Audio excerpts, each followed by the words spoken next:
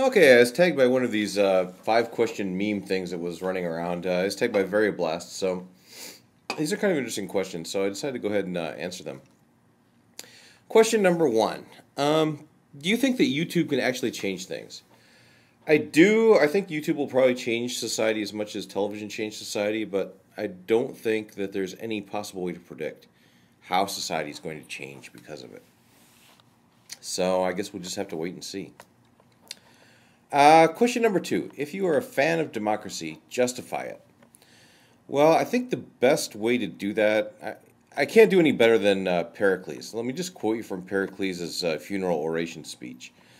Let's see if I can get through this without crying. Usually I cry like a girl when I read this, so let's see how I do. We are called a democracy, for the administration is in the hands of the many, not of the few. There is equal justice to all and alike. When a citizen is in any way distinguished, he is preferred for the public service, not as a matter of privilege, but as the reward of merit. There is no exclusiveness in our public life, and in our private business we are not suspicious of one another. Nor are we angry with our neighbor if he does what he likes. We do not put on sour looks at him. A spirit of reverence pervades our public acts. We respect the authorities and the laws, particularly those which protect the injured. Our city is thrown open to the world, and we never expel a foreigner and prevent him from seeing or learning anything, even if it would benefit our enemies.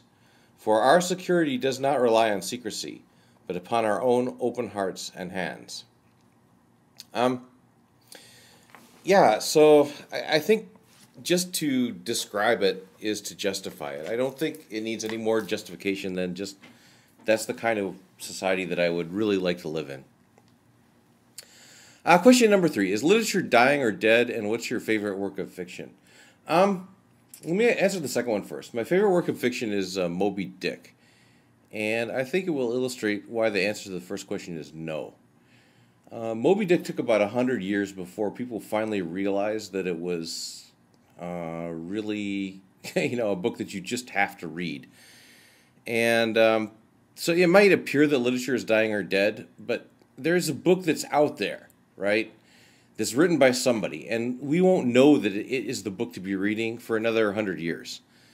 And that's just our lot in life, right? We didn't know about Moby Dick for 100 years, and we're not going to know about this one. I wonder what that book could be. Okay. Question number four. What do you think we should strive for peace? What is your opinion of peace? I think the best way to answer this one would be just let's put up a scoreboard here, okay? Let's name some things that were solved by nonviolence, and let's put up some things that were solved by violence, right? Okay, so let's start out with nonviolence. All right, ending colonialism, that was solved by nonviolence, right? So let's chuck up one for nonviolence. What's been solved by violence? I can't think of anything. Solved by nonviolence. Well, we ended segregation in the United States. Violence? I still can't think of anything. South Africa destroys its nuclear weapons. Actually, there's been lots of countries who've either destroyed their nuclear weapons or been persuaded to stop their development programs completely by negotiation. We've never been able to get any country to stop, doing nuclear weapons by violence. It's never happened. So I'd actually recommend that you check out this course. There's a whole course on YouTube from Berkeley, PAX 164A. It's a course on nonviolence. The takeaway message here, the biggest surprise for me really was I thought nonviolence was about just kind of putting up with stuff and not hitting back and all this kind of stuff. But actually, that's not the way it is. I firmly believe that there's always a nonviolent solution to problems, always. But you're not always smart enough to see what it is. So if your back's against the wall and you're really too stupid to see the real solution, don't get your ass kicked, right? Okay, nonviolence is not about being a good loser. It's about being a winner. Okay, it's not about endlessly suffering. It's about actually doing something about this, actually defeating these evil empires. And I really think that, if you're empirical at all, right, just looking at the successes that nonviolence have had, they far outweigh the successes of violence. Question number 5. Are you pursuing your dream? Why or why not? Well, the answer is no.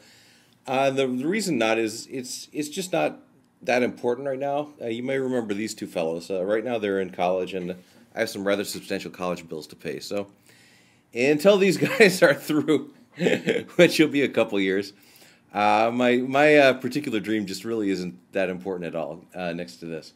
So at any rate, that's my answer for the questions. I hereby tag the following people. So good luck.